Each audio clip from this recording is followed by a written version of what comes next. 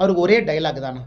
அவர் விளையாட்டுத்துறை அமைச்சராக இருக்கிறாரு, என்ன சாதனை செஞ்சார், பெப்பரப்பே அந்த வடிவேலு பேண்ட்டுக்குள்ளே பட்டாவட்டி டவுசருக்குள்ளே கையை விட்டு வெளியே காட்டுவார், ஒன்றும் இல்லை அப்படிங்கிற மாதிரி. அவருக்கு உண்மையாலுமே சப்ஜெக்ட் நாலேஜ் இல்லை, நம்முடைய துரதிர்ஷ்டம் தான்.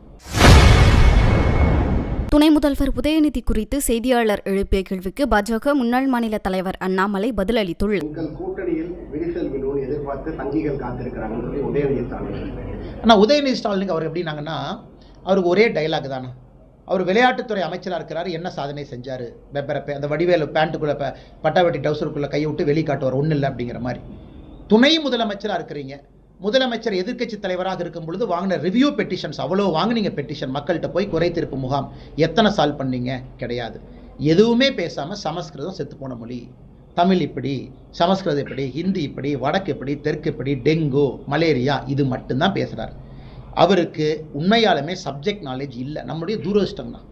குடும்ப ஆட்சியில் ஒருவரை பொறுப்பில் கொண்டு வந்து உட்கார வச்சிருக்கிறோம், சப்ஜெக்ட் நாலேஜ் கொஞ்சமாச்சு இருந்தால் பரவாயில்ல. சப்ஜெக்ட் நாலேஜ் இல்லை, அவங்களுக்கு என்ன சப்ஜெக்ட் பேசுறதுன்னு தெரில.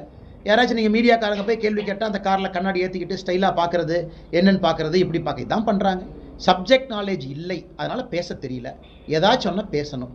திரும்ப திரும்ப குண்டு சட்டிக்குள்ள குதிரை என்பதை போல மாண்புமிகு துணை முதலமைச்சர் அவர்கள் இதையே பேசிகிட்டு இருக்கிறாங்க. இது நம்முடைய சாபக்கேடாகத்தான் நான் பார்க்குறேங்கன்னா, 2026 தமிழக மக்களுக்கு ஒரு வாய்ப்பு. ஆளுமை மிகுந்த தலைவர்களை கொண்டு வந்து உட்கார வைங்க, உங்களை பணி செய்ய சேவகனாக உங்களை மாற்றுங்க, உங்களுக்கு அவங்க பணி செய்யட்டும்.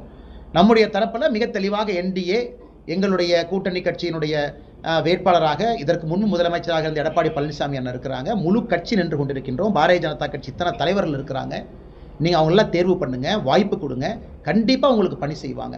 உதயநிதி அவர்கள் இதையே பேசிக்கிட்டு எந்த வேலையும் செய்ய மாட்டாங்க. செய்திகளை உள்ளது உள்ளபடி தெரிந்து கொள்ள ரெஃப்ளெக்ட் நியூஸை சப்ஸ்கிரைப் பண்ணுங்க.